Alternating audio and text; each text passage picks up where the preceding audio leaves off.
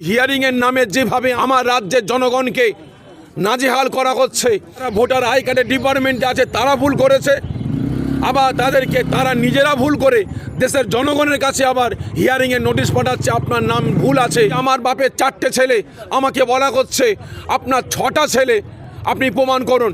তাহলে আমরা 6 ভাই, আমরা তো 4 ভাই, আবার এক্সট্রা 2টো ভাই পাবো কোথা থেকে? আমার বাপ কি অন্য জায়গায় কোনো জায়গায় কিছু করে রেখেছে?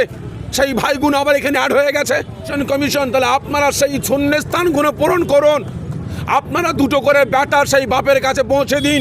হসপিটালে ভর্তি আছে, অ্যাক্সিডেন্ট করেছে হসপিটালে ভর্তি আছে, ক্যান্সারের পেশেন্ট হসপিটালে ভর্তি আছে, অক্সিজেন নিয়ে পড়ে আছে, তাদেরকে পর্যন্ত হিয়ারিংয়ের জন্য ডাকা হচ্ছে।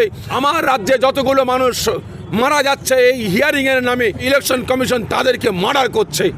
রাস্তায় নেমেছি, প্রতিবাদ সভা করলাম। ইলেকশন কমিশনার আমার দেশের সংবিধান বিরোধী কাজ করছে, তার বিরুদ্ধে আজকে আমরা রাস্তায় নেমেছি।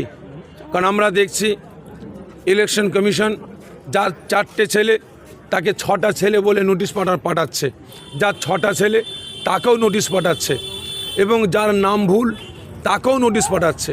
আমার কাছে কথা হলো যে আমার ভারতবর্ষের কোন সংবিধানে লেখা আছে যে 4টে 6টা 7টা 8টা করে সন্তান নেওয়া যাবে না? কোন সংবিধানে লেখা আছে? আজকে আমার দেশের প্রধানমন্ত্রী, তারও তো ভাই বোন 6টা, আমার দেশের স্বরাষ্ট্রমন্ত্রী, তারও তো ভাই বোন 6টা, আমার রাজ্যের মুখ্যমন্ত্রী, তারও তো ভাই বোন 7টা। তাদেরকে তো হিয়ারিং নোটিশ পাঠানো হলো না। আজকে দেশের জনগণকে হিয়ারিংয়ের নোটিশ পাঠিয়ে তাদেরকে নাজেহাল করা হচ্ছে। এখন তারা বলছে না নামের মিসম্যাচ আছে, নামের অক্ষর ভুল আছে। তাহলে তাই যদি হয়, 2002 সালে আমার নাম ছিল সাফেরি সিদ্দিকি, ছিল না।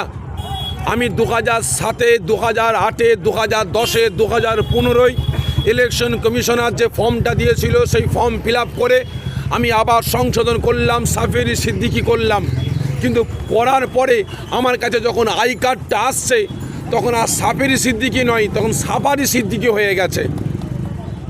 ভুলটাকে করেছে ইলেকশন কমিশনার করেছে, যারা ভোটার আই কার্ডের ডিপার্টমেন্টে আছে তারা ভুল করেছে, আবার তারা নিজেরা ভুল করে দেশের জনগণের কাছে আবার হিয়ারিংয়ের নোটিশ পাঠাচ্ছে আপনার নাম ভুল আছে, আপনাকে ডাকা হচ্ছে হিয়ারিংয়ের জন্য।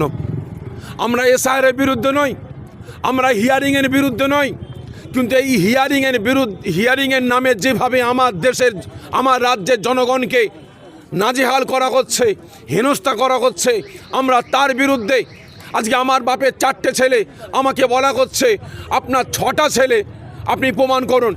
তাহলে আমরা 6 ভাই, আমরা তো 4 ভাই, আবার এক্সট্রা 2টো ভাই পাবো কোথা থেকে? আমার বাপ কি অন্য জায়গায় কোনো জায়গায় কিছু করে রেখেছে? সেই ভাইগুলো আবার এখানে অ্যাড হয়ে গেছে। তাহলে এর জন্য দায়ী ইলেকশন কমিশন। তাহলে আজকে আমি অনুরোধ করব, যাদের কাছে যারা 4 ভাই তাদেরকে 6 ভাই দেখানো হয়েছে, তাহলে ইলেকশন কমিশন, তাহলে আপনারা সেই শূন্যস্থানগুলো পূরণ করুন। আপনারা 2টো করে ব্যাটার সেই বাপের কাছে পৌঁছে দিন। আজকে এভাবে আপনারা জনগণকে নাজেহাল করছেন, অবিলম্বে নাজেহাল করা বন্ধ করতে হবে।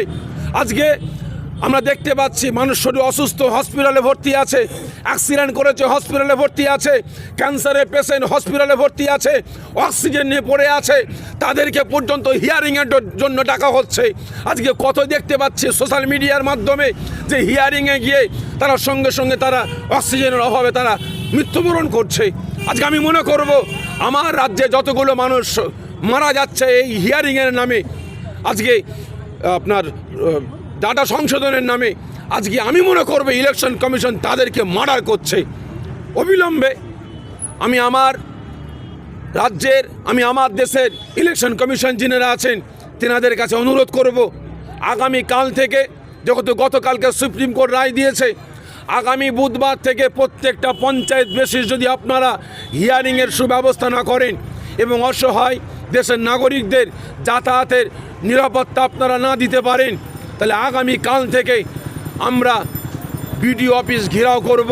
আমরা আগামীকাল থেকে আমরা বিডিও গিয়ে হিয়ারিংটা আমরা বন্ধ করব, আমরা বয়কট করব।